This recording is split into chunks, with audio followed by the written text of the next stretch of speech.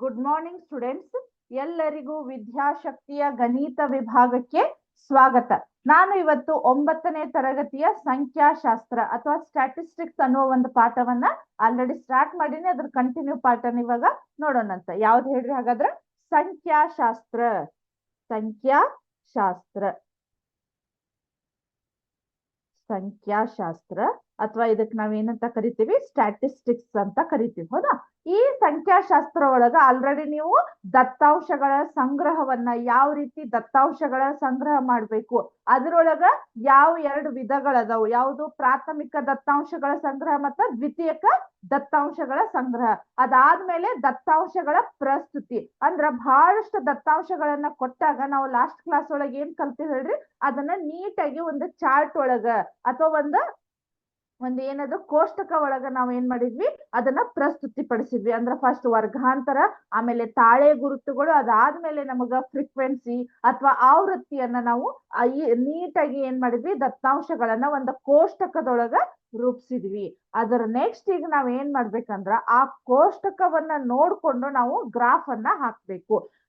ಒಂದೊಂದ್ಸಲ ನಮ್ಗೆ ಏನಾಗ್ತೈತಂದ್ರ ಯಾವ್ದೋ ಒಂದು ಇನ್ಫಾರ್ಮೇಶನ್ ಓದೋದಕ್ಕಿಂತ ಜಸ್ಟ್ ಒಂದು ಚಿತ್ರವನ್ನ ನೋಡಿದ್ರು ಸಾಕು, ನಮಗ ಐಡಿಯಾ ಬರ್ತಿರ್ತೈತಿ ಇದು ಏನಿರ್ಬೋದು, ಯಾವ ವಿಷಯಕ್ಕೆ ಸಂಬಂಧಪಟ್ಟಿರ್ಬೋದು ಅಂತ ಹೇಳಿ. ಅಂದ್ರೆ ನಮಗ ಒಮ್ಮೊಮ್ಮೆ ಏನಾಗ್ಬಿಡ್ತೈತಿ, ಓದುವಷ್ಟು ಪೇಶನ್ಸ್ ಇರುದಿಲ್ಲ, ಬಟ್ ಚಿತ್ರ ನೋಡಿದ್ರು ಸಾಕು ನಮಗ ಕ್ಲಾರಿಟಿ ಬರ್ತಿರ್ತೈತಿ ಇದು ಯಾವ ವಿಷಯಕ್ಕೆ ಸಂಬಂಧಪಟ್ಟಿದ್ದು, ಏನ್ ಇನ್ಫಾರ್ಮೇಶನ್ ಇದೆ ಅಂತ ಹೇಳಿ. ಸೊ ಅದಕ್ಕೆ ನಮಗ ಬರೀ ದತ್ತಾಂಶಗಳನ್ನ ಸಂಗ್ರಹ ಮಾಡಿದ್ರ, ಅದನ್ನ ಕೋಷ್ಟಕದೊಳಗ ರೂಪಿಸಿದ್ರಲ್ಲ, ಅದ್ರ ಜೊತೆಗೆ ನಾವ್ ಏನ್ ಮಾಡ್ಬೇಕು?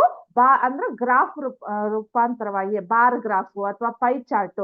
ಈಗ ನೀವು ಒಂದೊಂದ್ ದೊಡ್ಡ ದೊಡ್ಡ ಕಂಪನಿ ಒಳಗ್ ನೋಡ್ರಿ, ಆ ಕಂಪನಿ ಒಳಗಿನ ಏನೋ ಪ್ರಾಫಿಟ್ ಇರ್ಲಿ ಅಥವಾ ಒಂದ್ ಏನೋ ದತ್ತಾಂಶಗಳ ಡಾಟಾಗಳ ಅದಾವಂದ್ರು ಅವ್ರು ನೀಟಾಗಿ ಒಂದು ಕೋಷ್ಟಕದೊಳಗ ಮಾಡ್ಕೊಂಡು ಅದನ್ನ ಅದ್ರ ಜೊತೆಗೆ ಅದಕ್ಕ ಬಾರ್ ಗ್ರಾಫ್ ಹಾಕಿರ್ತಾರೋ ಅಥವಾ ಪೈ ಗ್ರಾಫ್ ಅನ್ನ ಹಾಕಿರ್ತಾರೋ. ಅದು ಕಂಪಲ್ಸರಿ ಒಂದು ನೀಟಾಗಿ ಒಂದು ದತ್ತಾಂಶಗಳ ಪ್ರೊಸೀಜರ್, ಅದು ದತ್ತಾಂಶಗಳ ಸಂಗ್ರಹ ಮಾಡುವಂತಹ ಒಂದು ಪ್ರೊಸೀಜರ್. ಸೊ ಅದೇ ರೀತಿ ನಾವು ಇವತ್ತೇನ್ ಮಾಡೋದು? ದತ್ತಾಂಶಗಳ ಕೋಷ್ಟಕ ರೆಡಿ ಮಾಡೋದು ಅಂತ ಹೆಂಗ್ ಗೊತ್ತಾಗಿತ್ತು ನಮ್ಗ, ಅದ್ರ ಜೊತೆಗೆ ನಾವ್ ಏನ್ ಮಾಡ್ಬೇಕೀಗ? ಆ ಗ್ರಾಫ್ ಅನ್ನ ಯಾವ ರೀತಿ ಹಾಕ್ಬೇಕು ಅನ್ನೋದನ್ನ ನೋಡೋಣಂತ. ಹೌದಾ? ಸೊ ಹಾಗಾದ್ರೆ ಅದ್ರೊಳಗ ಬಾರ್ ಗ್ರಾಫದ ವಿಧಗಳು ಅಂದ್ರೆ ನಕ್ಷೆಯ ವಿಧಗಳು ಬರ್ತಾವ ಇದ್ರೊಳಗ. ನಕ್ಷೆಯ ವಿಧಗಳು. ಹೌದಾ? ಅದ್ರೊಳಗ್ ನೋಡ್ರಿ, ಒಂದು ಸ್ತಂಭಾಲೇಖ, ಅದಕ್ಕೆ ನಾವೇನಂತ ಕರಿತೀವಿ? ಬಾರ್ ಗ್ರಾಫ್ ಅಂತ ಕರಿತೀವಿ. ಹೌದಾ? ಸಾರಿ, ಸ್ತಂಭಾಲೇಖ.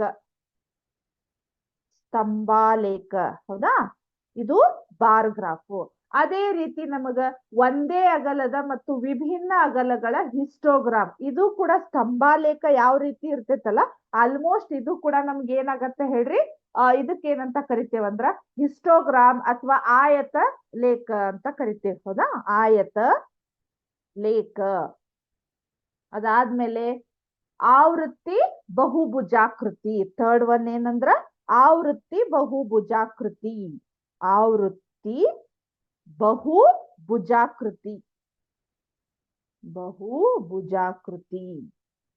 ಹೌದಾ?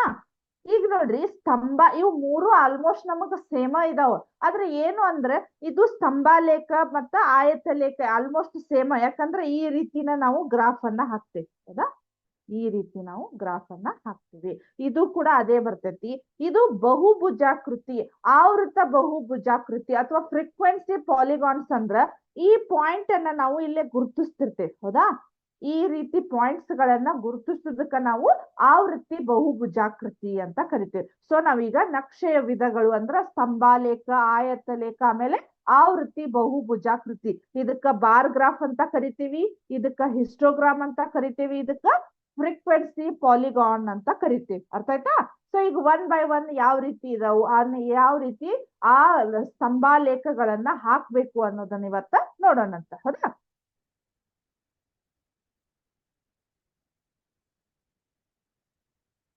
ಫಸ್ಟ್ ಒನ್ ನೋಡ್ರಿ, ಸ್ತಂಭಾಲೇಖ. ಫಸ್ಟ್ ಒನ್ ಬರೋದ ನಮಗೇನಂದ್ರ ಸ್ತಂಭಾಲೇಖ. ಆಲ್ಮೋಸ್ಟ್ ಇದು ಒಂದು ಕಲಿತೀವಂದ್ರ ನಾವು ಉಳಿದುದನ್ನೆಲ್ಲ ನಾವು ನೀಟಾಗಿ ಮಾಡಬಹುದು. ಸ್ತಂಭಾಲೇಖ. ಕರೆಕ್ಟಾ? ಈ ಸ್ತಂಭಾಲೇಖ ನಿಮ್ಗೆ ಇಲ್ಲಿ ಒಂದು ಚಿತ್ರವನ್ನ ತೋರಿಸ್ತೇನೆ ನೋಡ್ರಿ ಬುಕ್ ಒಳಗ. ಈ ಚಿತ್ರವನ್ನ ನೋಡ್ರಿ, ಇಲ್ಲೇ ಕಾಣಿಸ್ತಾ ಇದೆ ಇಲ್ಲೇ. ಹೌದಾ? ಈ ಚಿತ್ರ ಏನಾಗಿದೆ ಅಂದ್ರ ಒಂದಿಷ್ಟು ವಿದ್ಯಾರ್ಥಿಗಳು 40 ವಿದ್ಯಾರ್ಥಿಗಳು ಹುಟ್ಟಿರುವ ತಿಂಗಳುಗಳು, ಒಂದು 40 ವಿದ್ಯಾರ್ಥಿಗಳ ಡಾಟಾವನ್ನ ಅವರು ಸಂಗ್ರಹ ಮಾಡ್ಯಾರು. ಯಾವ ಸ್ಟೂಡೆಂಟ್ ಯಾವ ಮಂತ್ ಒಳಗ ಹುಟ್ಟಿದಾರ ಅಂತ ಹೇಳಿ. ಸೊ ಇಲ್ಲೇ ಹುಟ್ಟಿದ ತಿಂಗಳುಗಳು, ವಿದ್ಯಾರ್ಥಿಗಳ ಸಂಖ್ಯೆ. ಅದ್ರ ಮೇಲೆ ಯಾವ ರೀತಿ ಕ್ವಶನ್ ಇದಾವ ನೋಡ್ರಿ. ನವೆಂಬರ್ ತಿಂಗಳಲ್ಲಿ ಎಷ್ಟು ವಿದ್ಯಾರ್ಥಿಗಳು ಹುಟ್ಟಿದ್ದಾರೆ? ನವೆಂಬರ್ ತಿಂಗಳಲ್ಲಿ ಎಷ್ಟು ವಿದ್ಯಾರ್ಥಿಗಳಂದ್ರ ಆ ಗ್ರಾಫ್ ಅನ್ನ ನೋಡ್ಬೇಕು. ಅಲ್ಲೇ ನಂಬರ್ಸ್ ಗಳನ್ನ ಸ್ವಲ್ಪ ನಾನು ಕೈ ಸೋದನ್ನ ನೋಡ್ರಿ ಇಲ್ಲೇ. ಹೌದಾ? ಇಲ್ಲೇ ನಾನು ನೋಡ್ತಾ ಇದ್ದೀರಿ, ನವೆಂಬರ್ ತಿಂಗಳು ಇಲ್ಲಿದೆ. ಇಲ್ಲೇ ಜನವರಿಯಿಂದ ಸ್ಟಾರ್ಟ್ ಆಗಿದೆ. ಜನವರಿ, ಫೆಬ್ರವರಿ ಅಪ್ ಟು ಎಲ್ಲೇ ನವೆಂಬರ್ ಇದೆ. ನವೆಂಬರ್ ಗ್ರಾಫ್ ಅನ್ನ ಈ ರೀತಿ ನೋಡ್ಕೊಂಡು ಈ ರೀತಿ ಸೈಡಿಗೆ ತಗೊಂಡ್ ಬರ್ರಿ. ಇಲ್ಲಿ ಎಷ್ಟು ಜನ ಅಂತ ಗೊತ್ತಾಗ್ತೈತಿ ನಮಗ. ವಿದ್ಯಾರ್ಥಿಗಳು ಅಂದ್ರ ನವೆಂಬರ್ ತಿಂಗಳೊಳಗ 4 ಜನ ವಿದ್ಯಾರ್ಥಿಗಳು ಹುಟ್ಟಿದಾರು ಅಂದ್ರ ಅವಾಗ. ಆಮೇಲೆ ಯಾವ ತಿಂಗಳಲ್ಲಿ ಗರಿಷ್ಠ ಸಂಖ್ಯೆಯ ವಿದ್ಯಾರ್ಥಿಗಳು ಹುಟ್ಟಿದ್ದಾರೆ? ಗರಿಷ್ಠ ಸಂಖ್ಯೆ ಯಾವ ತಿಂಗಳೊಳಗ ಜಾಸ್ತಿ ವಿದ್ಯಾರ್ಥಿಗಳು ಹುಟ್ಟಿದಾರು? ಈ ಗ್ರಾಫ್ ಒಳಗ ಹೈಯೆಸ್ಟ್ ಇರುದು ಯಾವ್ದು ಹೇಳ್ರಿ ನೋಡ್ರಿ ಇಲ್ಲೇ. ಹೌದಾ? ಈ ಗ್ರಾಫ್ ನೋಡಿದ್ರ ಗೊತ್ತಾಗ್ತೈತಿ ಎಲ್ಲದಕ್ಕಿಂತ ಎತ್ತರ ಇರುವುದು. ಸೊ ಎತ್ತರ ಇರುವಂತ ಗ್ರಾಫ್ ಎಲ್ಲಿ ಬರ್ತೈತಿ ನೋಡ್ರಿ? ಆಗಸ್ಟ್ ಒಳಗ್ ಬರ್ತೈತಿ. ಹಂಗಾದ್ರ ಆಗಸ್ಟ್ ಒಳಗ ಅತಿ ಹೆಚ್ಚು ವಿದ್ಯಾರ್ಥಿಗಳು ಹುಟ್ಟಿದ್ದಾರೆ. ಆ 40 ವಿದ್ಯಾರ್ಥಿಗಳೊಳಗ ಆಗಸ್ಟ್ ತಿಂಗಳೊಳಗೆ ಹುಟ್ಟಿದವರಂತ ಮಕ್ಕಳ ನಮ್ಗ ಜಾಸ್ತಿ ಸಿಗ್ತಾರು. ಈ ರೀತಿ ನಾವ್ ಏನ್ ಮಾಡ್ಬೇಕು ಹೇಳ್ರಿ. ಅದೇ ರೀತಿ ನಿಮ್ಗ ದಿನಸಿ ಕಿರಾಣಿ ಅಂಗಡಿ ಅದ್ರದ್ದು ಖರ್ಚು ಇದ್ದುದನ್ನ ಕೊಟ್ಟಿದಾರು. ಹೌದಾ? ಇವನ್ ಯಾವ ರೀತಿ ಹಾಕ್ಬೇಕು ಅನ್ನೋದನ್ನ ನಿಮ್ಗ ಡೈರೆಕ್ಟ್ ನಿಮ್ಗ ಇದಕ್ಕೆ ಏನ್ ಹೋಗ್ತೇನೆ, ಅಭ್ಯಾಸಕ್ಕೆ ಹೋಗ್ಕು ಅಂತ ನಿಮ್ಗ ಅಲ್ಲೇ ತೋರಿಸ್ತೇನಂತ. ಹೌದಾ? ಸ್ತಂಭಾಲೇಖವನ್ನ ಯಾವ ರೀತಿ ಹಾಕ್ಬೇಕು ಅಂತ ಹೇಳಿ. ಹೌದಾ? ಫಸ್ಟ್ ನೋಡ್ರಿ, ಅಭ್ಯಾಸ 14.3. ಹೌದಾ? ಅಭ್ಯಾಸ 14.3.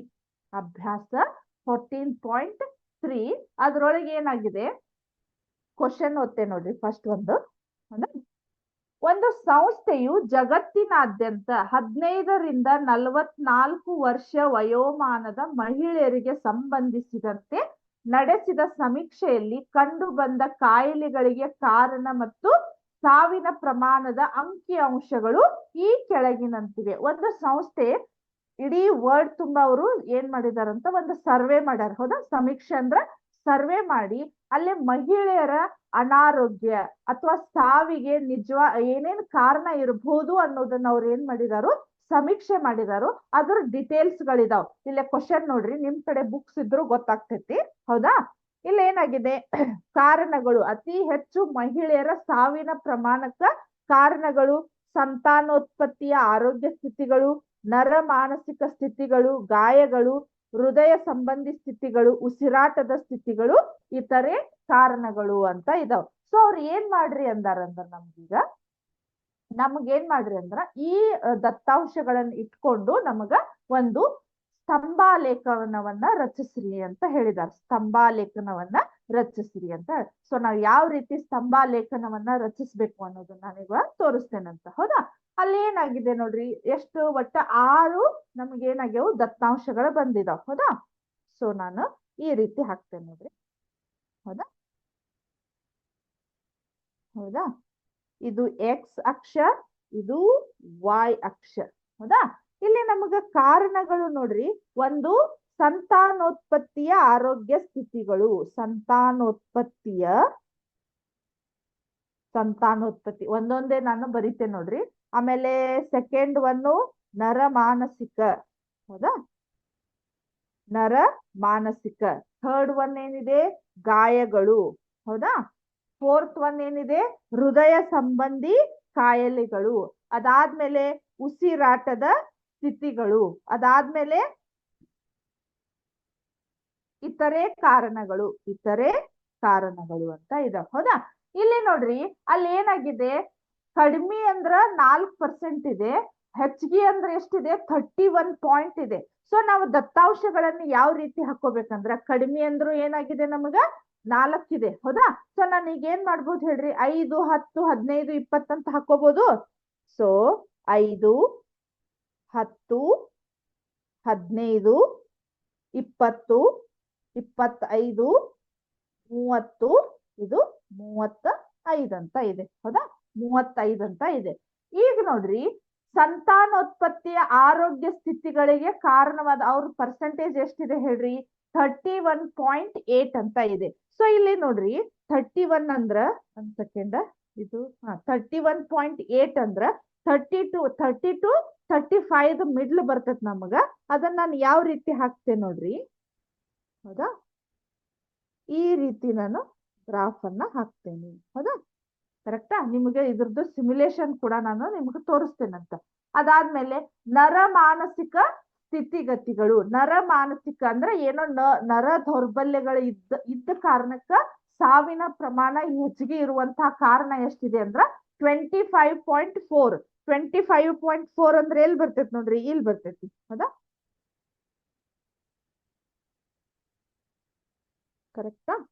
ನೆಕ್ಸ್ಟ್ ಗಾಯಗಳು. ಏನೋ ಒಂದು ಗಾಯ ಆಗಿ ಅದರಿಂದ ನಂಜಾಗಿರ್ಬಹುದು, ಅಲ್ಲಿ ಏನಾಗುತ್ತೆ ಹೇಳ್ರಿ ನಮಗ, ಅದಕ್ಕೆ ಸಾವಿನ ಪ್ರಮಾಣ ಆಗಿರ್ಬೋದು ಅಂತ ಹೇಳ್ತಾರೋ. ಅದೆಷ್ಟೈತಿ 12.4.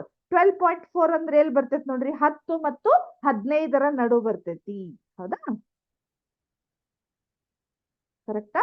ನೆಕ್ಸ್ಟ್ ಹೃದಯ ಸಂಬಂಧಿ ಸ್ಥಿತಿಗಳು. ಅವ್ರಿಗೇನೋ ಹೃದಯದ ಕಾಯಿಲೆ ಇರ್ಬೋದು ಅಥವಾ ಏನೋ ಆ ಟೈಪ್ ಇದ್ದವ್ರು ಎಷ್ಟು ಜನ ಅದಾರಂದ್ರ 4.3 ಅಂತ ಇದಾರೆ. 4.3 ಅಂದ್ರ ಇಲ್ಲೇ 0 ಇದೆ. ಹೌದಾ, ಈ 0ದಿಂದ 5 ಒಳಗ ಬರ್ತೈತಿ ನಮಗ. ಸೊ ಎಷ್ಟಾಗತ್ ನೋಡ್ರಿ, ಹೌದಾ, 4.3. ನೆಕ್ಸ್ಟ್ ಉಸಿರಾಟದ ಸ್ಥಿತಿಗತಿಗಳು. ಉಸಿರಾಟದ ಸ್ಥಿತಿಗತಿಗಳು ಅದು ಕೂಡ ನಮಗ 4.1 ಇದೆ. ಒಂದು 4.3 ಇದೆ, ಇನ್ನೊಂದು ಎಷ್ಟಿದೆ 4.1 ಅಂತ ಇದೆ. ಇತರೆ ಕಾರಣಗಳು 22.0 ಇದೆ. ಇತರೆ ಕಾರಣಗಳು ಮತ್ತೆ ಇದನ್ನ ಬಿಟ್ಟುನು ಬೇರೆ ಏನೋ ಕಾರಣ ಕೊಟ್ಟಿರ್ಬೋದು. ಸೊ ಅವೆಲ್ಲ ಎಲ್ಲಿ ಹೋಗ್ತಾವ ನಮಗ, ಇತರೆ ಕಾರಣಗಳು. ಅದೆಷ್ಟಿದೆ ಅಂತ 22.0. ಇಲ್ಲಿ 20, ಇಲ್ಲಿ 25 ಇದೆ ಅಲ್ಲ. 22 ಅಂದ್ರ ಸ್ವಲ್ಪ ಅದಕ್ಕಿಂತ ನಾನು ಮೇಲನ್ನ ಹಾಕ್ತೇನೆ ನೋಡ್ರಿ, ಕರೆಕ್ಟಾ? ಈ ರೀತಿ ನಾವು ಒಂದು ಬಾರ್ ಗ್ರಾಫ್ ಅನ್ನ ಅಥವಾ ಸ್ತಂಭಾಲೇಖನವನ್ನ ಹಾಕ್ಬೇಕು. ಅರ್ಥ ಆಯ್ತಾ? ಸೊ ಇದಕ್ಕ ಒಂದಿಷ್ಟು ಮತ್ತೆ ಕ್ವಶನ್ ಅನ್ನ ಕೇಳಿದಾರ ಅವರು. ಈ ರೀತಿ ನಾವು ಕೊಟ್ಟಿರುವ ದತ್ತಾಂಶಗಳನ್ನ ಇಲ್ಲೇ ಈ ರೀತಿ ಬರಿಬೇಕು. ಇಲ್ಲಿ ಏನಾಗತ್ತೆ ಹೇಳ್ರಿ, ಮರಣದ ಪ್ರಮಾಣ ಅಂತ ಹಾಕ್ತೇನೆ. ಇಲ್ಲಿ ದತ್ತಾಂಶಗಳು ಇಲ್ಲಿ ಏನಾಗಿದಾವ ಅಂದ್ರ ಮರಣದ ಪ್ರಮಾಣ. ಅದು ಎದ್ರೊಳಗಿದೆ ಹೇಳ್ರಿ, ಅದು ಪರ್ಸೆಂಟೇಜ್ ಒಳಗಿದೆ. ಮರಣದ ಪ್ರಮಾಣ ಪರ್ಸೆಂಟೇಜ್ ಒಳಗಿದೆ, ಎಷ್ಟೆಷ್ಟಿದಾವ ಅಂತ ಹೇಳಿ. ಹೌದಾ, ಸಂತಾನೋತ್ಪತ್ತಿದ ಎಷ್ಟಿದೆ, ಗಾಯಗಳು ಅಥವಾ ನರ ದೌರ್ಬಲ್ಯಗಳು, ಹೃದಯ ಸಂಬಂಧಿ, ಉಸಿರಾಟ ಮತ್ತ ಇತರೆ ಕಾರಣಗಳು ಅಂತ ಇದಾವ. ಇಷ್ಟು ನಾವು ಈ ರೀತಿ ಗ್ರಾಫ್ ಅನ್ನ ನೀಟಾಗಿ, ನಾನು ಸ್ವಲ್ಪ ಸ್ಕೇಲ್ ಅದು ಯೂಸ್ ಮಾಡಿಲ್ಲ, ನಾನು ಅಷ್ಟು ನೀಟಾಗಿಲ್ಲ. ನೀವು ಇನ್ನೂ ಸ್ವಲ್ಪ ನೀಟಾಗಿ ನೀವು ಏನ್ ಮಾಡ್ಬೇಕು, ನೀಟಾಗಿ ಇದನ್ನ ಬಾರ್ ಗ್ರಾಫ್ ಅನ್ನ ಹಾಕ್ಬೇಕು. ಹೌದಾ, ಸೊ ನೆಕ್ಸ್ಟ್ ಇದ್ರ ಮೇಲೆ ಒಂದೇದೇನಾಯ್ತು, ಮೇಲಿನ ಮಾಹಿತಿಯನ್ನು ನಕ್ಷೆಯ ಮುಖಾಂತರ ಪ್ರತಿನಿಧಿಸಿ. ಆಯ್ತು, ನಾವೀಗ ನಕ್ಷೆಯ ಮುಖಾಂತರ ಇದನ್ನ ಏನ್ ಮಾಡಿದ್ವಿ, ಪ್ರತಿನಿಧಿಸಿದ್ವಿ. ಫಸ್ಟ್ ಕ್ವಶನ್ ಮುಗೀತು. ಸೆಕೆಂಡ್ ಕ್ವಶನ್ ಏನಾಗಿದೆ, ಜಗತ್ತಿನಾದ್ಯಂತ ಮಹಿಳೆಯರ ಅನಾರೋಗ್ಯ ಮತ್ತು ಸಾವಿನ ಯಾವ ಸ್ಥಿತಿಗತಿ ಮುಖ್ಯ ಕಾರಣವಾಗಿದೆ? ಅಂದ್ರ ಇಡೀ ವರ್ಲ್ಡ್ ಒಳಗ ಮಹಿಳೆಯರ ಸಾವಿಗೆ ಕಾರಣವಾಗಿರ್ತಕ್ಕಂಥ ಸ್ಥಿತಿಗತಿ ಯಾವ್ದ್ರ ಕಾರಣ ಹೆಚ್ಚಿಗೆ ಇದೆ ಹೇಳ್ರಿ. ಇಲ್ಲೇ ನೋಡ್ರಿ, ಹೆಚ್ಚಿಗೆ ಯಾವ ಕಾರಣ ಇದೆ, ಸಂತಾನೋತ್ಪತ್ತಿಯ ಸ್ಥಿತಿಗತಿಗಳು. ಸಂತಾನೋತ್ಪತ್ತಿಯ ಸ್ಥಿತಿಗತಿಗಳು ಅಂದ್ರ ಅವ್ರದ್ದು ಸಮ್ ಡಿಲಿವರಿ ಟೈಮು ಅಥವಾ ಏನೋ ಸಂತಾನೋತ್ಪತ್ತಿಗೆ ಸಂಬಂಧಪಟ್ಟಂತ ಕಾರಣಕ್ಕ ಹೆಚ್ಚಿಗೆ ಮಹಿಳೆಯರು, ಜಗತ್ತಿನಾದ್ಯಂತ ಮಹಿಳೆಯರ ಸಾವಿನ ಪ್ರಮಾಣ ಜಾಸ್ತಿ ಆಗಿದೆ ಆ ಸರ್ವೆ ಪ್ರಕಾರ. ನಮ್ಗೆ ಅರ್ಥ ಆಯ್ತಾ? ನೆಕ್ಸ್ಟ್ ಥರ್ಡ್ ಒನ್, ಎರಡರಲ್ಲಿ ನೀಡಿದ ಕಾರಣವು ಪ್ರಮುಖವೆನಿಸಲು ಯಾವ ಎರಡು ಅಂಶಗಳು ಪಾತ್ರವು ಮುಖ್ಯವಾಗಿದೆ ಎಂದು ಶಿಕ್ಷಕರ ಸಹಾಯದಿಂದ ಕಂಡುಹಿಡಿಯಲು ಪ್ರಯತ್ನಿಸಿ. ಈಗ ನಾವೇನ್ ಮಾಡಿದೀವಿ, ಇಡೀ ವರ್ಲ್ಡ್ ಒಳಗ ಸಂತಾನೋತ್ಪತ್ತಿಯ ಕಾರಣದಿಂದನ ಮಹಿಳೆಯರ ಸಾವು ಜಾಸ್ತಿ ಇದೆ ಅಂತ ನಾವು ಈ ಗ್ರಾಫ್ ಮುಖಾಂತರ ತಿಳ್ಕೊಂಡ್ವಿ. ಬಟ್ ಅದ ಯಾಕಿರ್ಬೋದು ಅಂತ ಅವ್ರು ಏನ್ ಮಾಡಿದ್ರು, ಶಿಕ್ಷಕರ ಜೊತೆ ಚರ್ಚಿಸಿ ಅಂತ ಹೇಳಿದ್ರು. ಈಗ ನಮ್ ಪ್ರಕಾರ ನಮಗ್ ಗೊತ್ತಿರುವಂತ ನಮ್ದು ಸರ್ಕಾರ ಎಷ್ಟು ಹೇಳಿದ್ರು ಇನ್ನು ಬಾಲ್ಯ ವಿವಾಹ ಅನ್ನೋದು ನಮ್ಮ ದೇಶದಿಂದ ಹೋಗೇ ಇಲ್ಲ. ಅದು ಹೌದಾ, ಎಷ್ಟ್ ಅದಕ್ಕ ಕಟ್ಟುನಿಟ್ಟಿನ ಕ್ರಮವನ್ನ ತಗೊಂಡು ಬಂದ್ರು ನಮ್ಗೇನಾಗ್ತೈತಿ, ಬಾಲ್ಯ ವಿವಾಹವನ್ನ ಮಾಡ್ತಾರೋ. ಬಾಲ್ಯ ವಿವಾಹ ಮಾಡೋದ್ರಿಂದ ಏನಾಗ್ತೈತಿ, ಹೆಣ್ಣು ಮಕ್ಕಳ ಏಜು ಕಡಿಮೆ ಇರ್ತೈತಿ, ಲಘು ಮದುವೆಯಾಗಿ ಆಮೇಲೆ ಮಕ್ಕಳಾಗ ಅವೇನ್ ಮಾಡ್ಬಿಡ್ತಾವ, ಸಣ್ಣ ಮಕ್ಳು ಇರ್ತಾವ, ಅಲ್ಲಿ ಸಾವಿಗೆ ತುತ್ತಾಗುವಂತ ಸಾಧ್ಯತೆ ಇದೆ. ಇದಕ್ ಮೇನ್ ಕಾರಣ ಏನ್ ಹಾಗಾದ್ರೆ ಬಾಲ್ಯ ವಿವಾಹ. ಆಮೇಲೆ ನಮ್ಗೆ ಏನಾಗುತ್ತ, ಇನ್ನು ಎಜುಕೇಶನ್ ಹೆಣ್ಣು ಮಕ್ಕಳ ಅನ್ನತ್ಲೆ ಏನ್ ಮಾಡ್ಬಿಡ್ತಾರ, ಅವ್ರು ಎಷ್ಟಾದ್ರೂ ಮದ್ವೆಯಾಗಿ ಹೋಗೋರ, ಅವ್ರಿಗೆ ಎಜುಕೇಶನ್ ಕೊಡ್ಸಿದ್ರು ಅಷ್ಟೇ, ಬಿಟ್ರು ಅಷ್ಟೇ. ಆದ್ರೂ ಬಹಳ ಇಂಪ್ರೂವ್ ಆಗಿದೆ. ಆದ್ರೂ ಇನ್ನೂ ಒಂದಿಷ್ಟು ಹಳ್ಳಿಗಳಲ್ಲಿ ಏನ್ ಮಾಡ್ಬಿಡ್ತಾರ, almost 10th last, PUC last, ಹೌದಾ, ಅಷ್ಟಾದ್ಮೇಲೆ ಅವ್ರಿಗೆ ಏನ್ ಮಾಡ್ಬಿಡ್ತಾರ, ಮದ್ವಿ ಮಾಡಿ ಕಳಿಸ್ಬಿಡ್ತಾರ. ಅಂದ್ರೆ ಅವ್ರಿಗೆ ಏನ್ ಮಾಡ್ಬಿಡ್ತಾರ, ಇನ್ನೂ ಹೆಚ್ಚಿನ ತಿಳುವಳಿಕೆ ಇರುವುದಿಲ್ಲ, ಹೌದಾ. ಆ ತಿಳುವಳಿಕೆ ಇಲ್ಲದೆ ಕಾರಣಕ್ಕ ಅಲ್ಲಿ ಏನಾಗಿರ್ತಿತ್ತು, ಅವ್ರ ಮಾನಸಿಕವಾಗಿ ಕುಗ್ಗಿ ಸಾವಿಗೆ ತುತ್ತಾಗುವಂತಹ ಸಾಧ್ಯತೆ ಇದೆ. ಇದಕ್ಕೆ ಕಾರಣ, ಹೆಚ್ಚಿನ ಕಾರಣ ಮಹಿಳೆಯರ ಸಾವಿಗೆ, ಜಗತ್ತಿನಾದ್ಯಂತ ಮಹಿಳೆಯರ ಸಾವಿಗೆ ಕಾರಣ ಇರುವಂತಹ ಸ್ಥಿತಿಗತಿ ಏನಾಗಿದೆ ನಮಗಿಲ್ಲೇ, ಸಂತಾನೋತ್ಪತ್ತಿಯ ಕಾರಣ. ಉಳಿದದ್ದು ಎಲ್ಲ ಇವೇನಾಗಿದಾವ್, ಸ್ವಲ್ಪ ಕಡಿಮೆ ಇದಾವ್. ಅತಿ ಹೆಚ್ಚು ಇರೋದ ನಮಗ್ ಕಾರಣ ಏನಂದ್ರೆ ಸಂತಾನೋತ್ಪತ್ತಿಯ ಕಾರಣ, ಹೌದಾ. ಇದು ನನ್ನ ಪ್ರಕಾರ ಇದಕ್ ಕಾರಣ ಏನ್ ಹಾಗಾದ್ರೆ, ಬಾಲ್ಯ ವಿವಾಹ, ಆಮೇಲೆ ಹೆಣ್ಣು ಮಕ್ಕಳಿಗೆ ಏನಾಗಿರ್ತೈತಿ, ಎಜುಕೇಶನ್ ಕೊರತೆ. ಅಂದ್ರೆ ಎಲ್ಲಾರು ಅಂತಲ್ಲ, ಸಣ್ಣ ಇದು ಹಳ್ಳಿ ಒಳಗೆ ಇನ್ನೂ ಇದೆ. ಇದು 10th PUC ಲಾಸ್ಟ್ ಮುಗಿಸ್ಬಿಡ್ತಾರ, ಹೌದಾ. ಸೊ ಇವು ಕಾರಣಗಳು, ಇವೆಲ್ಲ ನಮಗ್ ಹೋಗ್ಬೇಕು, ಹೌದಾ. ನೆಕ್ಸ್ಟ್ ಹೋಗೋಣ ಈಗ. ನೆಕ್ಸ್ಟ್ ಇದನ್ನ ನಾವೇನ್ ಮಾಡ್ಬೇಕೀಗ, ಬಾರ್ ಗ್ರಾಫ್ ಅನ್ನ ಇಲ್ಲಿ ತೋರಿಸ್ತೇನೆ ನೋಡ್ರಿ, ಯಾವ ರೀತಿ ಇರ್ತೈತೆ ಅಂತ ಹೇಳಿ. ಇಲ್ಲಿ ನೋಡ್ರಿ, ಯಾವ ರೀತಿ ಬಾರ್ ಗ್ರಾಫ್ ಅನ್ನ ನಾವು ಕ್ರಿಯೇಟ್ ಮಾಡಬಹುದು ಅಂತ ಹೇಳಿ, ಹೌದಾ. ಇಲ್ಲಿ ನೋಡ್ರಿ, ಏನಾಗಿದೆ, ಇಲ್ಲಿ ಒಂದು ಕ್ಯಾಂಪ್ ಅನ್ನ ಅದ್ರದ್ದು ಅವ್ರದ್ದು ಏಜ್ ಅನ್ನ, ಒಂದು ಏಜ್ ಗ್ರೂಪ್ ಅನ್ನ ಅವ್ರು ಏನ್ ಮಾಡಿದಾರು, ಅಲ್ಲೇ ಸರ್ವೆ ಮಾಡಿದಾರು, ಯಾರ್ಯಾರು ಎಷ್ಟೆಷ್ಟು ಏಜ್ನವ್ರು ಅದಾರು ಅಂತ ಹೇಳಿ. ಇಲ್ಲಿ ನೋಡ್ರಿ, 6 ಇದೆ, 33 ಇದೆ, ಹೌದಾ, 17 ಇದೆ, ಹೌದಾ, 29, ಆಮೇಲೆ 35, 22, 40, 13 ಅಂತ ಇದೆ, ಹೌದಾ. ಸೊ ಇಲ್ಲಿ ಇರೋದು ಏನಾಗಿದೆ ನಮ್ಗಿಲ್ಲಿ, 6 ಎಷ್ಟು ಜನ ಇದಾರ ನೋಡ್ರಿ, 6 ಅಂದ್ರ ಇಲ್ಲಿಗಿದೆ. ಇದು ಕರೆಕ್ಟ್ ಅವರು 50, 30 ಅಂತ ಮಾಡಿದಾರು, ಹೌದಾ. ಸೊ ಇದನ್ನ ನೋಡ್ರಿ, ನಾನು ಸ್ವಲ್ಪ ಇದನ್ನ ಚೇಂಜ್ ಮಾಡಬಹುದು. ನಂಬರ್ 6 ಅಂದ್ರೆ ನಮಗ್ ಒಂದೇ ಇದೆ, ಹೌದಾ, ಇಲ್ಲಿ ಕರೆಕ್ಟಾ, ಹೌದಾ. 6 to ಅಂದ್ರ 0 to 10 ಏಜ್ ಇದ್ದವ್ರು ಎಷ್ಟದಾರ ಇಲ್ಲಿ ನೋಡ್ರಿ, 0 to 10 ಅಂದ್ರ 1, 2 ಅಂದ್ರ ನಾನು ಇಲ್ಲಿಗೆ ತಗೊಂಡ್ ಬರ್ತೇನೆ ನೋಡ್ರಿ ಅದನ್ನ, ಹೌದಾ. ಆಮೇಲೆ 10 to 20 ಎಷ್ಟ್ ಜನ ಇದಾರ ನೋಡ್ರಿ, 10 to 20 ಅಂದ್ರ 13, 1, 17, 2, ಹೌದಾ. ಅಂದ್ರ 2 ಜನ ಇದಾರ 10 to 20, ಅದನ್ನು ಕೂಡ ನಾನು ಇಲ್ಲಿ ತಗೊಂಡ್ ಬರ್ತೇನೆ, ಹೌದಾ. ಅದಾದ್ಮೇಲೆ 20 to 30, ಇಲ್ಲೇ 22 ಒಂದಿದೆ, ಆಮೇಲೆ 29 ಒಂದಿದೆ, ಹೌದಾ. ಅವರು ಕೂಡ ಇಬ್ರ ಇದಾರೆ, ಹೌದಾ. ಆಮೇಲೆ 30 to 40 ಅಂದ್ರ 33, 35 ಅಂತ ಇದಾರು, ಅವರು ಕೂಡ ಇಬ್ರ ಇದಾರೆ, ಹೌದಾ. ಒಂದ್ಸಲ ಚೆಕ್ ಮಾಡೋಣ. 42, ಇದು 0 ಇದೆ ಅಲ್ಲ. ಸೊ ಇದು 40 to 50 ಯಾರು ಇಲ್ಲೇ ಇಲ್ಲ, ಇದನ್ನ ನಾವ್ ಏನ್ ಮಾಡ್ಬೇಕು, ಇದನ್ನ 0 ತರಬೇಕು, ಹೌದಾ. ಇವಾಗಿದು ಕರೆಕ್ಟ್ ಆಯ್ತು, ಹೌದಾ. ಈ ರೀತಿ ನಾವು ಬಾರ್ ಗ್ರಾಫ್ ಅನ್ನ, ಅಂದ್ರೆ ಇಲ್ಲೇ ಏಜ್ ಗ್ರೂಪ್ ಇದ್ದವರು 0 to 10 ಎಷ್ಟು ಜನ ಇದಾರು, 10 to 20 ಎಷ್ಟು ಜನ ಇದಾರು, 20 to 30, 30 to 40, 40 to 50 ಇಲ್ಲಿ ಯಾರು ಇಲ್ಲ. ಬಟ್ ನಾವ್ ಅದನ್ನ ಏನ್ ಮಾಡ್ಬೇಕು, 0 ಇಟ್ಟಾಗ ಅದು ಏನ್ ಮಾಡತ್ ನಮಗ, ಬಾರ್ ಗ್ರಾಫ್ ಈ ರೀತಿ ನಮಗ್ ಗ್ರಾಫ್ ಕರೆಕ್ಟ್ ಬರ್ತೈತಿ. ಇನ್ನೊಂದ್ ನೋಡೋಣ, ಹೌದಾ. ಅಲ್ಲಿ ನೋಡ್ರಿ, 17, ಹೌದಾ. 0 to 10 ಎಷ್ಟಿದಾರ ನೋಡ್ರಿ ಇಲ್ಲಿ, ಹೌದಾ. 0 to 10 ಎಷ್ಟಿದಾರು, ಒಬ್ರು ಇದಾರ, ಹೌದಾ, 4 ಇದಾರು. ಅದಾದ್ಮೇಲೆ ಯಾರು ಇಲ್ಲ, ಹೌದಾ. ಅದನ್ನ ಏನ್ ಮಾಡ್ತೇನೆ ಹೇಳ್ರಿ, ನಾ ಒಬ್ರೇ ಇದಾರ, ಕರೆಕ್ಟಾ. ನೆಕ್ಸ್ಟ್ 10 to 20 ಎಷ್ಟಿದಾರ ನೋಡ್ರಿ, 10 to 20 ಅಂದ್ರ 14, 1, 13, 2, 17, 3 ಇದಾರ. 10 to 20 ಎಷ್ಟಿದಾರ ಹಾಗಾದ್ರೆ, 3 ಜನ ಇದಾರ ನೋಡ್ರಿ, ಕರೆಕ್ಟಾ. ಆಮೇಲೆ 20 to 30, 20 to 30 ಎಷ್ಟು ಜನ ಇದಾರ ನೋಡ್ರಿ, 20 to 1, 29, 2, ಹೌದಾ. ಇಬ್ರು ಜನ ಇದಾರ 20 to 30, ಹೌದಾ. ಅದಾದ್ಮೇಲೆ 30 to 40 ಎಷ್ಟು ಜನ ಇದಾರ ನೋಡ್ರಿ, ಇಲ್ಲಿ ಒಬ್ರೇ ಇದಾರ, ಹೌದಾ.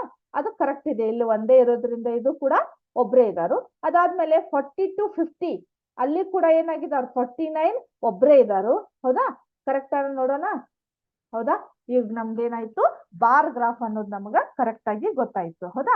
ಅಲ್ಲೇ ನೋಡ್ರಿ, ಈ ರೀತಿ ನಾವು ಇಲ್ಲೇ ಏಜ್ ಆಫ್ ಕ್ಯಾಂಪ್ ಅಂದ್ರೆ ಏಜ್ ಇಷ್ಟರಿಂದ ಇಷ್ಟಿದ್ದವ್ರು ಇಷ್ಟು, ಆಮೇಲೆ ಎಷ್ಟು ಜನ ಇದಾರ ಅನ್ನೋದು, ಹೌದಾ. ಇನ್ನೊಂದು ನೋಡೋಣ ಬೇಕಾದ್ರೆ ನಾವು, ಹೌದಾ. ಇಲ್ಲಿ ನೋಡ್ರಿ 0 to 10 ಮತ್ತೆ ಯಾರು ಅದಾರ, ಇಲ್ಲೇ 4 ಇದೆ, ಅದ್ ಬಿಟ್ರೆ ಯಾವ್ದು ಇಲ್ಲ. ಕರೆಕ್ಟ್ ಇದೆ. ಆಮೇಲೆ 10 to 20, 10 to 20, 14 1, 18 2, 13 3. ಹೌದಾ? 3 ಜನ ಇದ್ದಾರೆ.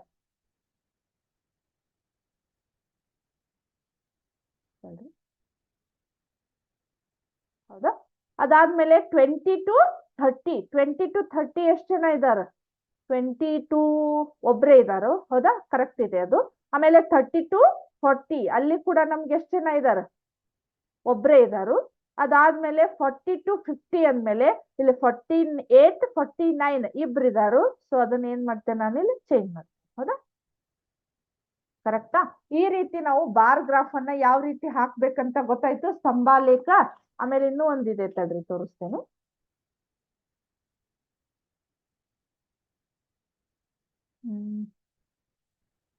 ಇದಲ್ಲ, ಇಲ್ಲಿದೆ ನೋಡ್ರಿ. ಹೌದಾ? ಇಲ್ಲಿ ಏನಾಗಿದೆ, ಈಗ ನಾನು ಜಸ್ಟ್ ಇದೇನಾಗತ್ತ ನಾವ್ ಹಾಕುವಾಗಿಲ್ಲ, ಅದೇ ತಾನನ ಏನಾಗ್ಬಿಡ್ತೈತಿ, ಆಟೋಮೆಟಿಕ್ಲಿ ನಮಗ ಬಾರ್ ಗ್ರಾಫ್ ಬಂದ್ಬಿಡ್ತೈತಿ. ಹೌದಾ? ಇಲ್ಲಿ ಏನಾಗಿದೆ, ಮೈಕ್ರೋವೇವ್ ಟೈಮ್ 0 to 10 ಎಷ್ಟಿದೆ? 40 ಇದೆ. 1 to 2 50 ಇದೆ. 2 to 3 85 ಇದೆ. 3 to 4 85. ಆಮೇಲೆ 4 to 5 40 ಅಂತ ಇದೆ. ಹೌದಾ? ಈಗ ನೋಡ್ರಿ ಇದನ್ನ ಬೇರೆದ್ ನೋಡೋಣ ಈಗ. ಹೌದಾ? ಅಲ್ಲಿ ನೋಡ್ತಾ ಇದ್ದೀರಿ, ತಾನ ಆಟೋಮೆಟಿಕ್ಲಿ ಚೇಂಜ್ ಆಗ್ತಾ ಇದೆ ಅದು. ಹೌದಾ? ನೋಡೋಣ, ಅಲ್ಲೇ ದತ್ತಾಂಶಗಳು ಕೂಡ ಚೇಂಜ್ ಆದವು ನಮ್ಗಿಲ್ಲಿ. ಹೌದಾ? 40, 110, 80, 40, 30. ಮತ್ತೊಂದು ನೋಡೋಣ. ಹೌದಾ? ಇಲ್ಲೇ ನಾವ ಹಾಕುವಂಗಿಲ್ಲ, ತಾನ ಆಟೋಮೆಟಿಕ್ಲಿ ನಮ್ಗಿಲ್ಲೇ ಬರ್ತೈತದು. ಹೌದಾ? ಇನ್ನೂ ಒಂದ್ ನೋಡೋಣ. ಕರೆಕ್ಟಾ? ಬಾರ್ ಗ್ರಾಫ್ ಯಾವ ರೀತಿ ಬರಾಕತ್ತದ ನೋಡ್ರಿ ನಮಗ. ಕರೆಕ್ಟ್? ಹೌದಾ? ಅಂದ್ರ ನಮ್ಗೆ ದತ್ತಾಂಶಗಳನ್ನ ಬರೆದು ನೀಟಾಗಿ ನಾವು ಬಾರ್ ಗ್ರಾಫ್ ಅನ್ನ ಹಾಕಿದ್ರ ಇವನ್ನ ಒಂದು ಎಕ್ಸಾಮ್ ಒಳಗ್ ನೋಡ್ರಿ, ಇವನ್ನ ನೀಟಾಗಿ ಇನ್ನೂ ಗೊತ್ತಾಗ್ಲಿಲ್ಲ ಅಂದ್ರ ನೀಟಾಗಿ ಕಲ್ಕೋರಿ. ಯಾಕಂದ್ರ ಅತಿ ಹೆಚ್ಚು ಮಾರ್ಕ್ಸ್ ಗಳನ್ನ ಈಸಿಯಾಗಿ ನಾವು ತೆಗಿಬಹುದು. ಹೌದಾ? ಕರೆಕ್ಟಾ? ಕಾಣಿಸ್ತಾ ಇದೆ ಬಾರ್ ಗ್ರಾಫ್ ಯಾವ ರೀತಿ ಇದೆ ಅಂತ ಹೇಳಿ. ಅವರು ಕಲರ್ ಆಗಿ ಕೊಟ್ಟಿದ್ದಾರೆ, ನಾವು ಹಂಗೆ ಮಾಡಿದ್ವಿ. ಹೌದಾ? ಸೊ ನೆಕ್ಸ್ಟ್ ಹೋಗೋಣ ಈಗ. ನೆಕ್ಸ್ಟ್ ಅಭ್ಯಾಸಕ್ಕೆ ಹೋಗೋಣ. ಅಭ್ಯಾಸ ಸೆಕೆಂಡ್ ಏನಿದೆ, ಕ್ವಶನ್ ಓದ್ತೀನಿ ತಡ್ರಿ.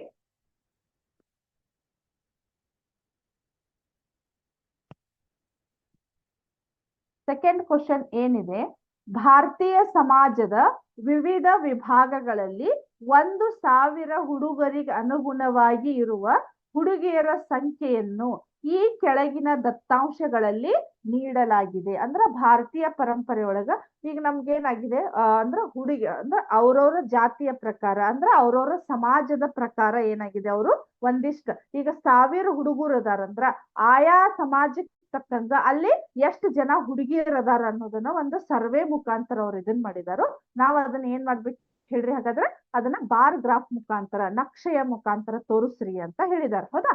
ಸೊ ಅಲ್ಲಿ ಏನಾಗಿದೆ, ಪರಿಶಿಷ್ಟ ಜಾತಿ ಅಲ್ಲೇ 1000ಕ್ಕ ಎಷ್ಟು ಜನ ಇದಾರು? 940 ಹುಡುಗಿಯರದಾರು. ಆಮೇಲೆ ಪರಿಶಿಷ್ಟ ಪಂಗಡದವ್ರಿಗೆ 1000 ಜನ ಹುಡುಗರಿಗೆ 970 ಇದಾರು. ಆಮೇಲೆ ಪರಿಶಿಷ್ಟ ಜಾತಿ ಪರಿಶಿಷ್ಟ ಪಂಗಡ ಹೊರತುಪಡಿಸಿ 920 ಇದಾರು. ಹಿಂದುಳಿದ ಜಿಲ್ಲೆಗಳು 950, ಹಿಂದುಳಿದಿಲ್ಲದ ಜಿಲ್ಲೆಗಳು 920, ಗ್ರಾಮೀಣ ಪ್ರದೇಶದೊಳಗ 930 ಅದಾರು, ನಗರದೊಳಗ 910 ಇದಾರೆ. ಹೌದಾ? ಆಮೇಲೆ ಹೈಯೆಸ್ಟ್ ಅಲ್ಲಿ ಏನಾಗಿದೆ ನೋಡ್ರಿ, ನಮಗ 900, 100 ಮೇಲಿದಾವ್ ನಮಗ. ಹೌದಾ? ಇಲ್ಲಿ ನಾವೀಗ ಇದನ್ನ ಏನ್ ಮಾಡ್ಬೇಕು, ಸ್ತಂಭ ನಕ್ಷೆ ಒಳಗ ಏನ್ ಮಾಡ್ಬೇಕು, ಗುರುತಿಸ್ಬೇಕು. ಹೌದಾ? ಸೊ ಅಲ್ಲಿ ನೋಡ್ರಿ ನಾನು ಯಾವ ರೀತಿ ಸ್ತಂಭ ನಕ್ಷೆಯನ್ನ ಹಾಕ್ತೇನೆ ಅಂತ ಹೇಳಿ. ಹೌದಾ? ಕರೆಕ್ಟಾ? ಇಲ್ಲಿ ನೋಡ್ರಿ ನಾನು ಒಂದೊಂದು ಅಕ್ಷರವನ್ನ ಪರಿಶಿಷ್ಟ ಜಾತಿ, ಹೌದಾ, ಪರಿಶಿಷ್ಟ ಪಂಗಡ, ಅದಾದ್ಮೇಲೆ ಪರಿಶಿಷ್ಟ ಜಾತಿ ಹೊರತುಪಡಿಸಿ, ಹೌದಾ, ಅದಾದ್ಮೇಲೆ ಹಿಂದುಳಿದ ಜಿಲ್ಲೆಗಳು, ಹಿಂದುಳಿದಿಲ್ಲದ ಜಿಲ್ಲೆಗಳು, ಅದಾದ್ಮೇಲೆ ಗ್ರಾಮೀಣ, ಅದಾದ್ಮೇಲೆ ನಗರ. ಹೌದಾ? ಅಲ್ಲಿ ಏನಾಗಿದೆ ನಮ್ಗ ಈ ಕಡೆ ದತ್ತಾಂಶಗಳನ್ನ ನೋಡ್ಕೋರಿ, 1 2 3 ಅಂತ ಇಲ್ಲ ಅದು. ಹೌದಾ? ಅಲ್ಲಿ ಏನಾಗಿದೆ ನಮ್ಗ 900 ಮೇಲೆ ಇದಾವ ಎಲ್ಲ. ಹೌದಾ? 900 ಇದ್ದಾಗ ನಾನು ಇಲ್ಲಿ ಅಷ್ಟನ್ನು ಇಲ್ಲಿ ಹಾಕ್ಲಿಕ್ಕೆ ಆಗೋದಿಲ್ಲ. ಹೌದಾ? 900 ಇರೋದ್ರಿಂದ ಸ್ವಲ್ಪ ನಾನು ಈ ರೀತಿ ಮಾಡ್ತೇನೆ. ಹೌದಾ? ಈ ರೀತಿ ಮಾಡಿದ್ರಿ, ಇಲ್ಲಿ ನೋಡ್ತಾ ಇದ್ದೀರಿ, ಸ್ವಲ್ಪ ನಾನು ಈ ರೀತಿ ಮಾಡ್ತೇನಿ, ಅಲ್ಲೇ ಯಾವುದೇ ದತ್ತಾಂಶಗಳು ಇಲ್ಲ ಅಂತ ಅರ್ಥ ಇದೆ. ಗ್ರಾಫ್ ನಾವು ಪೂರ್ತಿ ಸ್ಟ್ರೇಟ್ ಲೈನ್ ಅನ್ನ ಹಾಕಿರ್ತೇವಲ್ಲ, ಅಲ್ಲಿ ನಾವ್ ಏನ್ ಮಾಡ್ಬೇಕು, ಈ ರೀತಿ ಮಾಡಿದ್ವಿ ಅಂದ್ರೆ ಅಲ್ಲಿ ಯಾವುದೇ ದತ್ತಾಂಶಗಳು ಇಲ್ಲ ಅಲ್ಲಿವರೆಗೂ ಅಂತ ನಮಗ್ ಗೊತ್ತಾಗ್ಬೇಕು. ಯಾಕಂದ್ರೆ ಅದು ಡೈರೆಕ್ಟ್ ನಾವು 1 2 ತಗೊಂಡ್ರೆ ಈ ಗ್ರಾಫ್ ಒಳಗ್ ಹಾಕ್ಲಿಕ್ಕೆ ಆಗುದಿಲ್ಲ. ಸೊ ನಾ ಏನ್ ಮಾಡ್ತೇನೆ, ಡೈರೆಕ್ಟ್ ಎಲ್ಲಿಂದ ತಗೋತೇನಂದ್ರ 900ರಿಂದ ತಗೋತೇನೆ. ಹೌದಾ? ಸೊ ಇಲ್ಲಿ ಏನ್ ಮಾಡ್ತೇನಿ, 900, ಹೌದಾ, ಅಲ್ಲಿಂದ ಎಲ್ಲಿವರೆಗೂ ಅಂದ್ರ ಹೈಯೆಸ್ಟ್ ಇರುದು 70 ಇದೆ ನೋಡ್ರಿ. 900ರಿಂದ 920, 940, 960, 980, ಕರೆಕ್ಟಾ? 980ರವರೆಗೂ ತಗೋತೇನಂತ. ಹೌದಾ? ಸೊ ಅಲ್ಲಿ ಏನಾಗಿದೆ, ಪರಿಶಿಷ್ಟ ಜಾತಿಯವರು ಎಷ್ಟು ಜನ ಇದಾರು, 940 ಜನ ಇದಾರೆ. ಹೌದಾ? 940 ಜನ ಇದಾರೆ. ಕರೆಕ್ಟಾ? 940 ಜನ ಇದಾರು. ಪರಿಶಿಷ್ಟ ಪಂಗಡ 970 ಇದಾರೆ. ಹೌದಾ? ಅದೆಲ್ಲಿ ಬರ್ತೈತಿ ನೋಡ್ರಿ, 960 ಇದೆ ಇಲ್ಲೇ, ಇಲ್ಲಿ 980 ಇದೆ. ಸೊ ನಾ ಏನ್ ಮಾಡ್ತೇನಿ, 960 ಮತ್ತ 80ರ ನಡು ಹಾಕ್ತೇನೆ. ಹೌದಾ? ಕರೆಕ್ಟಾ? ನೆಕ್ಸ್ಟ್, ಪರಿಶಿಷ್ಟ ಜಾತಿ ಮತ್ತು ಪರಿಶಿಷ್ಟ ಪಂಗಡ ಹೊರತುಪಡಿಸಿ ಅಂದ್ರ ಅದೆಲ್ಲಿಗಿದೆ ಅಂದ್ರ 920ಕ್ಕಿದೆ ನೋಡ್ರಿ. ಹೌದಾ? ಕರೆಕ್ಟ್, 920ಕ್ಕಿದೆ. ಆಮೇಲೆ ಹಿಂದುಳಿದ ಜಿಲ್ಲೆಗಳು 950 ಇದೆ. ಹಿಂದುಳಿದ ಜಿಲ್ಲೆಗಳು 940 ಮತ್ತ 960ರ ನಡು ಹಾಕ್ಬೇಕು ನಾನು. ಹೌದಾ? ಹಿಂದುಳಿದ ಜಿಲ್ಲೆಗಳು, ಹಿಂದುಳಿದ ಜಿಲ್ಲೆಗಳು. ಅದಾದ್ಮೇಲೆ ಹಿಂದುಳಿದಿಲ್ಲದ ಜಿಲ್ಲೆಗಳು ಅಂದ್ರ ಒಂದಿಷ್ಟು ಜಿಲ್ಲೆಗಳು ಇಂಪ್ರೂವ್ ಆಗಿರ್ತಾವ, ಅಲ್ಲಿ ಯಾವ ರೀತಿ ಇದೆ, ಒಂದಿಷ್ಟು ಜಿಲ್ಲೆಗಳು ಇನ್ನೂ ಹಿಂದುಳಿದಿರ್ತಾವ, ಅವು ಅಲ್ಲಿ ಯಾವ ರೀತಿ ಇದಾವ ಅನ್ನೋದನ್ನ ನಾವು ನೋಡ್ತಾ ಇದ್ವಿ. ಹೌದಾ? ಸೊ ಹಿಂದುಳಿದಿಲ್ಲದ ಜಿಲ್ಲೆಗಳು ಅದು ಎಷ್ಟಿದೆ ನಮಗ, 920 ಹೌದಾ? ಆಮೇಲೆ ಗ್ರಾಮೀಣ ಪ್ರದೇಶದೊಳಗೆ ಎಷ್ಟಿದೆ, 930 ಅಂದ್ರ 920 ಮತ್ತ 40ರ ನಡುವೆ. ಹೌದಾ?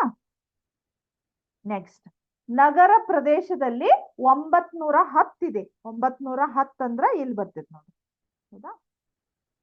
ಈ ರೀತಿ ನಾವೇನ್ ಮಾಡ್ಬೇಕು, ಬಾರ್ ಗ್ರಾಫ್ ಅನ್ನ ನೀಟಾಗಿ ಹಾಕ್ಬೇಕು. ಹೌದಾ? ಇದು ನಮ್ದು ಏನಾಗತ್ತ, ಆಯಾ ಸಮಾಜಕ್ಕೆ ತಕ್ಕಂಗ 1000 ಹುಡುಗರಿಗೆ ಎಷ್ಟು ಜನ ಹುಡುಗಿಯರು ಅವ್ರ ಲೆಕ್ಕಕ್ಕ ಇಷ್ಟು ಜನ ಕಡಿಮೆ ಅಂತ ಇದಾರೆ. ಹೌದಾ? ಸೊ ಅಲ್ಲೇನಾಗಿದೆ, ಮೇಲಿನ ಕ್ವಶನ್ ನಂಬರ್ ಏನಿದೆ, ಮೇಲಿನ ಮಾಹಿತಿಯನ್ನ ಸ್ತಂಭಾಲೇಖದೊಳಗ ಪ್ರತಿನಿಧಿಸಿ, ಈ ರೀತಿ ನಾವು ಪ್ರತಿನಿಧಿಸಿದ್ವಿ.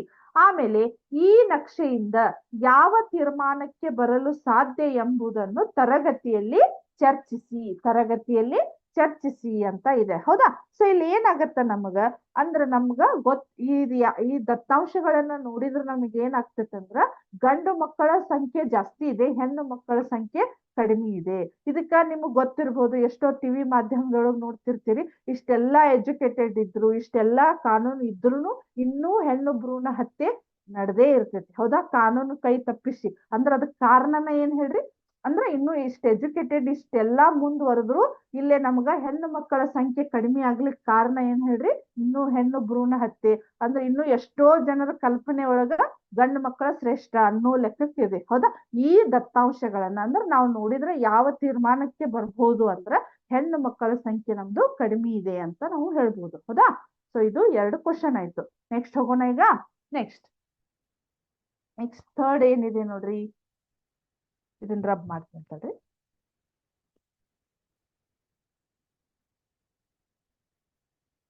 ಥರ್ಡ್ ಕ್ವಶನ್, ಒಂದು ರಾಜ್ಯದ ವಿಧಾನಸಭಾ ಚುನಾವಣೆಯ ಮತದಾನದ ಫಲಿತಾಂಶದಲ್ಲಿ ವಿವಿಧ ರಾಜಕೀಯ ಪಕ್ಷಗಳು ಗೆದ್ದ ಸ್ಥಾನಗಳ ಸಂಖ್ಯೆಗಳನ್ನ ಈ ಕೆಳಗೆ ನೀಡಲಾಗಿದೆ. ಅಂದ್ರೆ ಒಂದು ಇಲೆಕ್ಷನ್ ಒಳಗ ಅಲ್ಲಿ ಆಯಾ ರಾಜ್ಯದ ಯಾವ್ಯಾವ ಪಕ್ಷಗಳು ಎಷ್ಟು ಗೆದ್ದವು ಅನ್ನೋದನ್ನ ಅವರು ಅಂದ್ರೆ ಲಿಸ್ಟ್ ಮಾಡಿದ್ದಾರೆ. ಹೌದಾ? ಇದನ್ನ ನಿಮಗೆ ಇಲೆಕ್ಷನ್ ಒಳಗಿದ್ದಾಗ ಟಿವಿ ಒಳಗೆಲ್ಲಾ ತೋರಿಸ್ತಿರ್ತಾರ, ಈ ಪಕ್ಷ ಇಷ್ಟು ಸೀಟ್ಗಳನ್ನ ಗೆದ್ದಿದೆ, ಈ ಪಕ್ಷ ಇಷ್ಟು ಸೀಟ್ಗಳನ್ನ ಗೆದ್ದಿದೆ ಅಂತ. ಅಲ್ಲಿ ಏನಾಗಿದೆ, ABCDEF ಅಂತ ಕೊಟ್ಟಿದ್ದಾರೆ. ಅಂದ್ರೆ ಪಕ್ಷಗಳ ಹೆಸರು, ಅದು ಭಾರತೀಯ ಪಕ್ಷ. ಹೌದಾ, ರಾಜಕೀಯ ಪಕ್ಷ. ಆಮೇಲೆ ಗೆದ್ದ ಸ್ಥಾನಗಳು, ಎ 75 ಸ್ಥಾನವನ್ನ ಗೆದ್ದಿದೆ, ಬಿ 55 ಸ್ಥಾನವನ್ನ ಗೆದ್ದಿದೆ, ಸಿ 37, ಡಿ 29, ಇ 10 ಅಂತ ಗೆದ್ದಿದೆ, ಎಫ್ 37 ಅಂತ ಗೆದ್ದಿದೆ. ಹೌದಾ, ಸೊ ಇದು ಈಸಿ ಇದೆ.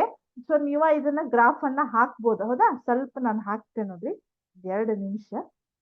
ಹೌದಾ, ಅಲ್ಲೇನಾಗಿದೆ, A B C D E F ಅಂತ ಇದೆ. ಹೌದಾ, ಇಲ್ಲೇ ಪಕ್ಷಗಳು, ರಾಜಕೀಯ ಪಕ್ಷಗಳು ಇಲ್ಲಿ ಏನಾಗಿದೆ, ಎಷ್ಟಾಗಿದೆ ಅಂದ್ರೆ 70, ಹೈಯೆಸ್ಟ್ 10ರಿಂದ ಎಷ್ಟಾಗಿದೆ ನಮಗಲ್ಲೇ 70 ಮಟ್ಟ ಹೋಗಿದೆ. ಸೊ ನಾನು ಏನ್ ಮಾಡ್ತೇನೆ, 20, 40, 60, 80 ಅಂತ ಹಾಕ್ತೀನಿ. ಹೌದಾ, ಸೊ ಇದನ್ನ ನೀವ ಹಾಕ್ಬೋದು ಅನ್ಕೋತೀನಿ ನಾನು, ಈಸಿ ಇದೆ. ಹೌದಾ, ನಾನು ಹೆಂಗ್ ಅನ್ನೋದು ಇಷ್ಟಂತೂ ಹಾಕೇನಿ, ಯಾವ ರೀತಿ ಮಾಡ್ಬೋದು ಅನ್ನೋದು. ಸೊ ಎ ಅಂದ್ರೆ ಎಷ್ಟಿದೆ, 75 ಇದೆ, ಇಲ್ಲಿಗೆ ತಗೊಂಡೊಂದು ಬಾರ್ ಗ್ರಾಫ್ ಹಾಕ್ರಿ. ಬಿ ಎಷ್ಟಿದೆ, ಸಿ ಎಷ್ಟಿದೆ ಅಂತ ನೋಡಿ ನೀವ ಗ್ರಾಫ್ ಹಾಕ್ರಿ, ನಾನು ಹೇಳ್ತೇನಂತ. ಹೌದಾ, ಸೊ ಇಲ್ಲಿವರೆಗೆ ಹೇಳಿರ್ತಕ್ಕಂಥ ಅಭ್ಯಾಸ ನಿಮಗ ನೀಟಾಗಿ ಅಂಡರ್ಸ್ಟ್ಯಾಂಡ್ ಆಯ್ತು ಅನ್ಕೊಂಡು ಇವತ್ತಿನ ಕ್ಲಾಸ್ ಅನ್ನ ಮುಗಿಸ್ತಾ ಇದ್ದೀನಿ. ನೆಕ್ಸ್ಟ್ ಕ್ಲಾಸ್ ಒಳಗ ಕಂಟಿನ್ಯೂ ಮಾಡೋಣಂತ. Thank you.